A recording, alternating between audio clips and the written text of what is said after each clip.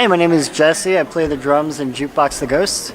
I'm going to show you some of my stuff. My latest purchase, I bought this drum kit off a fan of the band, a younger fan who loves vintage drums, and I knew he had it, and then he told me one day he was selling it, and I said, no, you're selling it to me.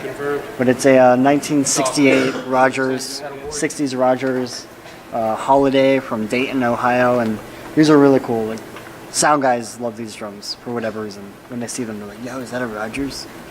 This is a 60s Gretsch snare drum. I think it's chrome over brass, COB it's called, but I like it. I feel like it has this kind of dead sound to it with die-cast tubes. Down here, I'm really dorky about this beater, this kick pedal beater.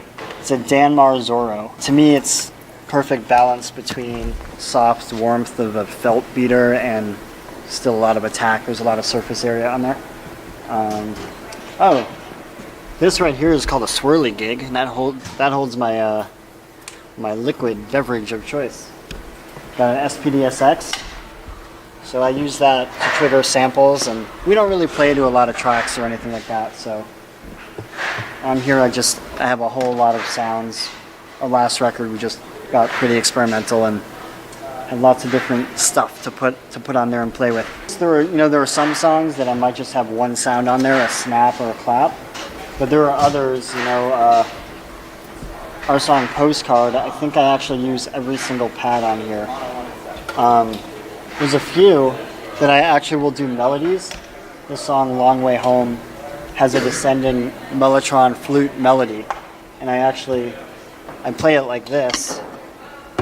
You're not getting sound right now, but I go, and it's just a descending melody that I play because it's not guitar or piano. So that's kind of cool. And then actually, I never really see drummers do this, but I guess I'm weird enough or amateur enough to do it. That right there is a foot switch, mostly used for guitar players, I think, to switch between channels on their amp or something. And I use it to trigger 808 kick drum. So I'll actually go between that and the actual kick drum instead of using one of those clip-on triggers. So that's kind of weird, and somehow I usually nail it. Like I'm able to hit that and have it, I don't know, play it in time like it's a kick pedal, even though the feel is totally awful. So for sizes, I like pretty standard sizes. Kick drum is 22 by 18. Floor tom 16 by 16. Rack tom 13 by 9. Those are pretty standard sizes. They're not huge and they're not small. They're just the right size for a classic 60s drum kit. And then for snare drum, I have two different snare drums I like, and one is a Ludwig Black Beauty. That's my backup snare drum, which I keep there. I call it rocking responsibly, but you gotta have a backup snare, kick pedal, and clutch. A little hi-hat clutch. Because if one of those breaks, you can't play. So my other snare drum is a little deeper, and I started preferring the shallower ones, but I think they're both great. I used to only play wood snare drums, and a couple years back I just made the switch. I thought that the metal snare drum is what our music really needed. It's just our music's a little busy, and you can't always rely on a fat, warm, interesting snare. I think sometimes you need something more bright and practical. So for cymbals, I've always played Zildjian. This is a beautiful cymbal. This K Constantinople, it has great feel. You can see right there that I took a nice chunk out of it.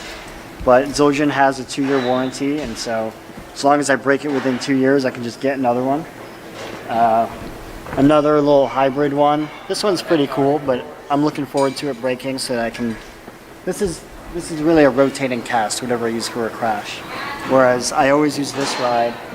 And then these hats are, these are actually Frankenstein 16-inch, I guess they're crashes, they're little crashes, 16-inch crashes. I use them as hi-hats, and I like them a lot. So we have 16, 19, and 22 for those. Nice pork pie drum throne, keep me nice and cozy up here, stroke my ego with comfort. I'm a plain Jane with sticks. I've always played 5A. and I probably always will. 5A. It's probably the first size I ever played with, and you know, just keep going. Yeah.